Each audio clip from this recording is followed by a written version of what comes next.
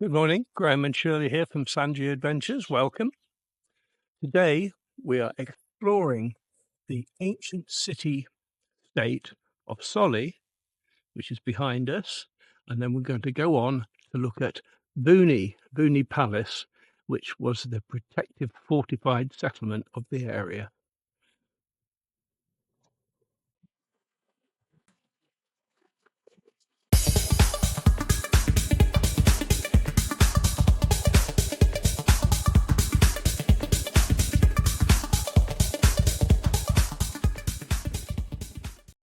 It's a very interesting place, this, and it really goes back to the ancient history of the island itself.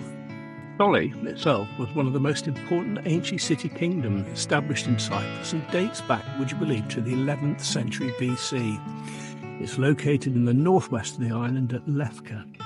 This area is one of the greenest parts of the island, and it's surrounded by walnut, citrus, date trees. And it seems to hold an important position due to its strategic position, fertile fields and copper mines. The name of Soli is associated with the philosopher Solon. King Philokypros wanted to move here, and the place was recommended by Solon to be the most beautiful and strategic position he could move to. So the city Soli was named after Solon. And Soli lived in the brightest period during the Bronze Age, late Roman and Christianity periods. But the Arab raids in the 7th century became the end of the city. Gold, silver and jewellery from the Hellenistic period, a marble love and beauty goddess, Aphrodite, sculpted from the 1st century AD, is here.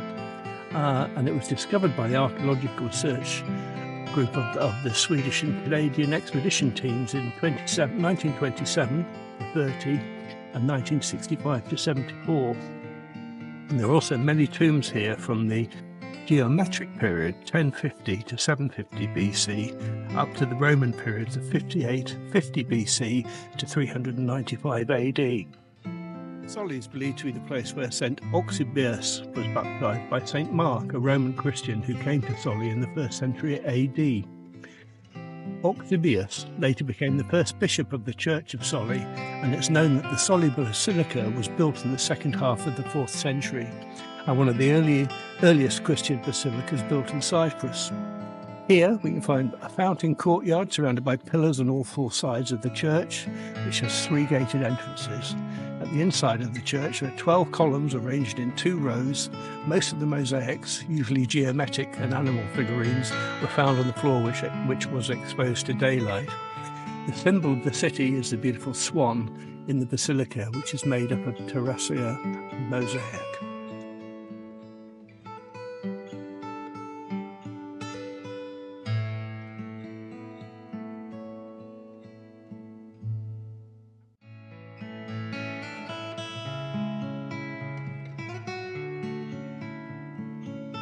Most of the parts of the city are still underground, so there's still an awful lot of work to be done here to expose it to its full glory. Just before we enter the main ruins, there's a statue which was inspired by the goddess Aphrodite, and this was made in 2021. Just showing you this quick slot here because over there are the remains of a conveyor belt from the old copper mine industry from the 19th and early 20th centuries. But copper was just as important then, and some people say that the actual name of Cyprus is derived from the word copper. So that's part of the reason why this city was built here when it was. We're just about to enter the Roman amphitheater now, which was built on top of the previous Greek one, round about the end of the 2nd and the beginning of the 3rd century AD. Apparently its capacity is about 4,000 people.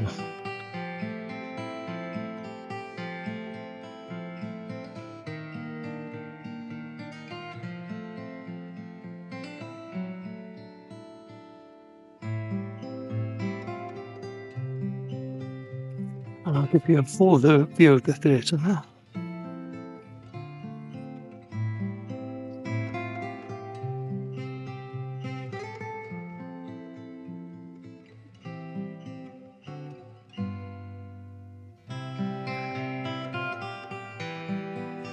At the top of the hill here you can see the whole of Morphou Bay and the five-finger Bashkimark Mountains, and as we swing round, overlooking the sea here.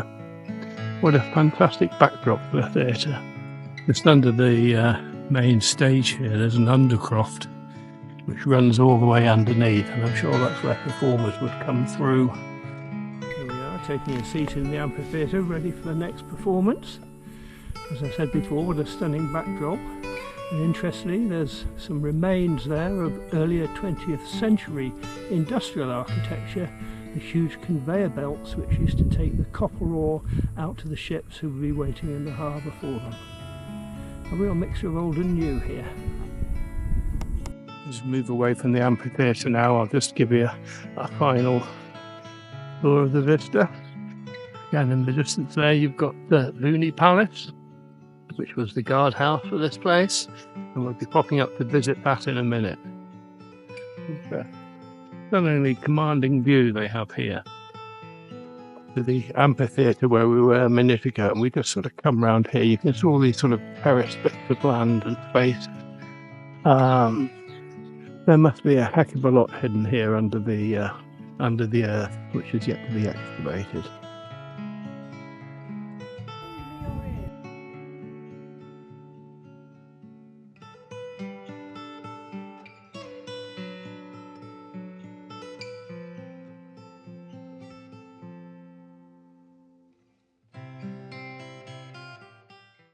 Well, we've just arrived at Vouni Palace, and we're going to have a jolly good look round here, and please come along and join us.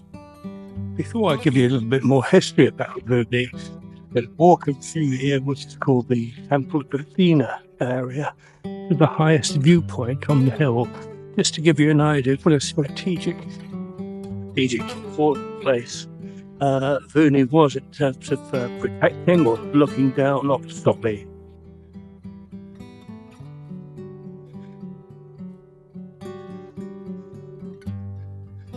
You can see in the distance there on the coastline there's a little island, and apparently they've discovered that this is the very first landing of human beings on the island. Took place here. So it's quite an amazing old place. And there we are, we look over the end of the island. In the distance you can see Yermak, which is the last village on the island before you come to the Republic of Cyprus and Cyprus crossing. Bring you round here, looking over the Rhodos mountain ranges, which are really quite stunning. Walking on the front here and look back down to where we were 20 minutes ago in Soli. And I've got an amazing view as we walk around here. You see the whole Morphou Bay and the Five-Finger Mountains in the distance. So this really was quite strategically important in terms of keeping an eye out on any potential problems coming from land or sea. Apart from that, it's an amazingly beautiful spot. I'll take you for a wander now through the ruins of Vouni, and as I do I'll try and fill you in on a bit of background to the history of the place. Now apparently in around 600 BC the city-states of Cyprus were politically divided and the island's kingdoms waged war with each other, and this happened quite frequently throughout history. Namely, the main conflict was between the Persian-supported Phoenicians and the Greek-speaking peoples. There were battles on land and sea, and in 500 BC a pro-Persian city of the kingdom, Mersin, besieged the ancient city of Soli and established a guarding settlement on an overlooking nearby hill, and this is Vouni. The pro-Persian king Doxandros and the ruler of Maron built Vouni Palace at 250 metres above sea level, and it towers over the city of Soli, and its position certainly meant that both sea traffic and the city's activities could be monitored without hindrance from afar. Vouni was nothing more than a military settlement until 449 BC, when apparently Greek-speaking rule was established again, and the ruler of Maron was replaced by a pro-Greek prince, after which Vouni became his royal palace. Interestingly, Vouni only really survived for over a century. Apparently it was mysteriously destroyed by a fire and the inhabitants were evacuated. And apparently later documents revealed that its foundations were further destroyed by Soli inhabitants. It's a typical Hellenic house apparently, but with qualities and features which connect it to the more Oriental Middle Eastern world. So it's a mixture of both Phoenician and Greek. What's left of the palace today is made up of 3 terraces. The highest terrace, where we walked through, held the Athena shrine, and that took us up to that lookout point at the top. The middle terrace held the palace, which is believed to have had 137 rooms in total, surrounded by smaller religious buildings. And then finally the lower terrace, which faced the sea and contains housing with stone foundations and mud brick upper stories, which housed most of the residents of the place.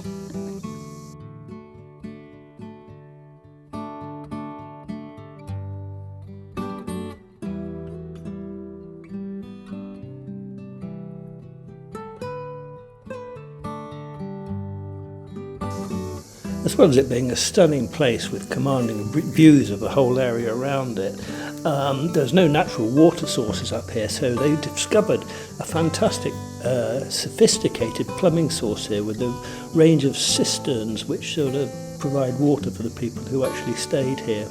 And these can be found all around the site, and they really are quite incredible.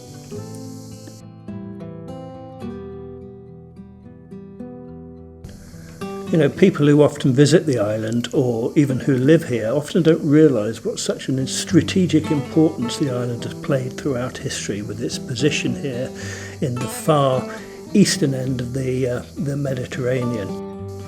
Throughout its history, it's been controlled by the major civilisations for the last 2,000, 3,000, 4,000 years.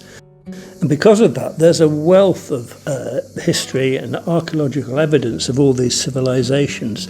And there are so many different sites in Cyprus that people can visit. And it's well worth getting out and exploring some of them. Soli and Vouni are certainly 2 places I would strongly recommend people to come and have a look at. They really are quite spectacular.